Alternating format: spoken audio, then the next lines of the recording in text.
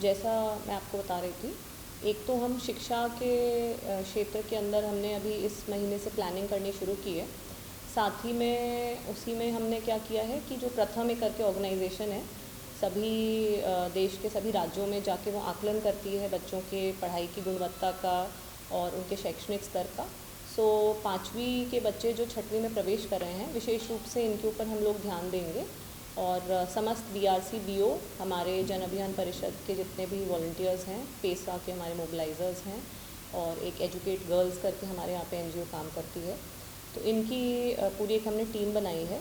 और साथ ही में हमारे सभी एसडीएम्स और सीईओज़ को भी ये दायित्व दिया है कि अपने अपने ब्लॉक में वो लीड ले रहे हैं। उन्होंने सबने मीटिंग भी कर ली है इसके विशेष अभियान के तहत। और एक ये कमाल का कैंप है, वो प्रथम ने ही इसको डिवाइस किया है, उनका अपना करिकुलम भी रहता है। और कोशिश यही रहेगी कि जब वो अपना आकलन अगले सत्र के लिए करेंगे तो हमारे जो बच्चे हैं अभी जिस श्रेणी में हैं उससे काफ़ी ऊपर उसमें निकल के आएँ। तो ये हमने जब फील्ड विज़िट भी करी, कई बार जाके देखा, बच्चों से बातचीत की, तो जो कमियां हमें वहाँ पे नज़र आ रही थी हमारे बच्चों के पढ़ाई के स्तर में, तो उसके लिए एक हमने विशेष रूप से अभियान अभी नेक्स्ट 6 वीक्स में किया है। साथ ही में हमारे यहाँ पे जो अपना ये रहता है एडल्ट एजुकेशन, उसके लिए भी आप लोगों को मालूम होगा कि वो नवभारत साक्षर अभियान है, उसके अंतर्गत भी हम लोग जो हमारे को नया टारगेट दिया गया है, तो उसका अगस्त के अंदर एग्ज़ाम रहेगा, तो तब हम लोग उसको पूरा लेके चल रहे हैं। हमारे जितने भी साक्षर करने के लिए जो साथी हैं, तो वो अपने को साथ में वॉलंटियर के रूप में कार्य भी कर रहे हैं। इसके अतिरिक्त हमारे यहाँ पे हम लोगों ने कल की तारीख से रेवेन्यू कैंप्स हमारे 1 से 9 की तारीख में, मई के महीने में लगाए हैं समस्त पूरे क्षेत्र में। और 10 तारीख से 25 तारीख तक माननीय मुख्यमंत्री जी के द्वारा जो जन सेवा अभियान है उसका दूसरा चरण भी लॉन्च किया जा रहा है। तो उसमें 67 सेवाएं हैं करीबन, जिनको हम लोगों तक पहुंचाएंगे उनके आवेदन प्राप्त करके, और त्वरित कार्रवाई के उसमें निर्देश हैं। तो होगा ये कि मैक्सिमम हम लोग जो आवेदन प्राप्त हो रहा है उसी दिन उनका हम लोग निराकरण भी करेंगे। और सभी अमले को भी इसमें निर्देशित कर दिया गया है, उनकी ट्रेनिंग भी हो गई है कि किस प्रकार से उनको आवेदन प्राप्त करने हैं, और वो भी कैंप के माध्यम से ही किया जाएगा, तो उसकी भी जानकारी आप लोगों के साथ हम लोग साझा कर देंगे। इसके साथ साथ इस महीने में 28 तारीख को मेंस्ट्रुअल हाइजीन डे है। तो पूर्व से इस ज़िले में एक मिशन महिमा करके कार्य चल रहा था, इंस्टीट्यूशन है उसका, तो उसके साथ में हमने अभी उसको थोड़ा ब्रॉड बेस करने के लिए कल ही एक और उसकी मीटिंग भी रखी थी। और हमारे जो उसमें स्टेक होल्डर्स हैं, एक तो महिला बाल विकास विभाग हो गया, एक हमारा हेल्थ विभाग हो गया, साथ में कुछ हमारे अन्य जैसे एजुकेट गर्ल्स हो गई, और 2-4 और एनजीओज़ हैं जो प्राइवेटली इसके अंदर इसमें सपोर्ट कर रहे हैं।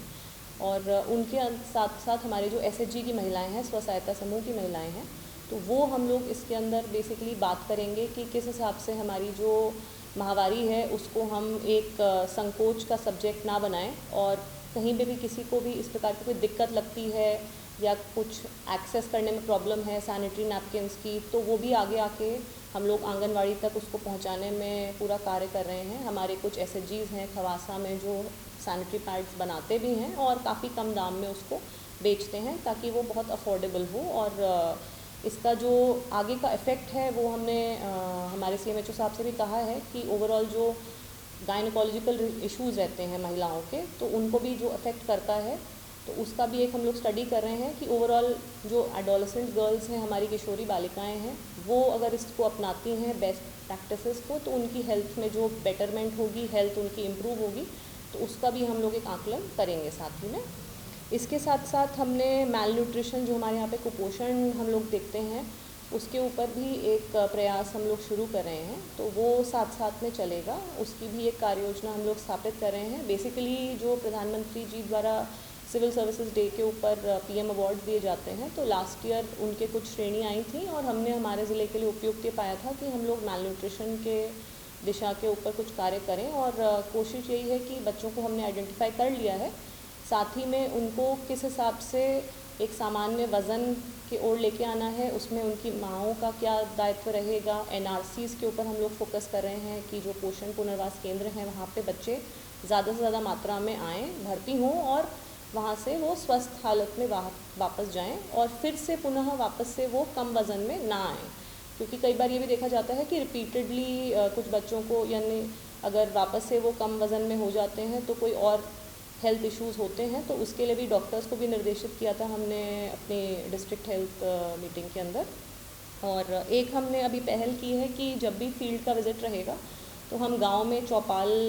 भी कर रहे हैं, ताकि लोगों के साथ, हमारा जनता के साथ में एक आमने सामने संवाद हो, उनकी जो दिक्कतें हैं, जो परेशानियां हैं, वो भी सामने साझा हों, और जो हमारी ओर से शासन के द्वारा निर्धारित योजनाएं हैं जिनका उनको लाभ मिलना चाहिए, तो उसकी जानकारी भी हम समस्त विभागों के अधिकारियों को लेके चलते हैं, तो वो भी हम लोग साझा करते हैं। और लास्टली एक सबसे इम्पॉर्टेंट पॉइंट है अभी गर्मी के समय का, वो है हमारा पानी का विषय। तो इसके ऊपर भी हम लोग पर डे ट्रैक कर रहे हैं, पीएचई को भी निर्देशित किया हुआ है, तो उनके कुछ इंजीनियर्स आए हुए हैं बाहर से जो जाके स्कैन करते हैं उनका नया जहाँ पे उनको हैंडपम्प लगाना होता है, तो उसकी भी हम लोग प्रोग्रेस ले रहे हैं। साथ ही साथ में पुरानी जो पाइपलाइंस हैं उनकी ट्यूबवेल्स की हैंडपम्प्स की, तो वो भी हम लोग रिपेयर करवा रहे हैं, राइजर पाइप्स की। और मोटर का जो क्रय है उनके स्तर से जो हो रहा है वो तो हो ही रहा है, बाकी पंचायत को भी निर्देशित किया हुआ है कि अपने स्तर से जहाँ पे भी दिक्कत आती है तो वो भी इसमें कार्रवाई करें।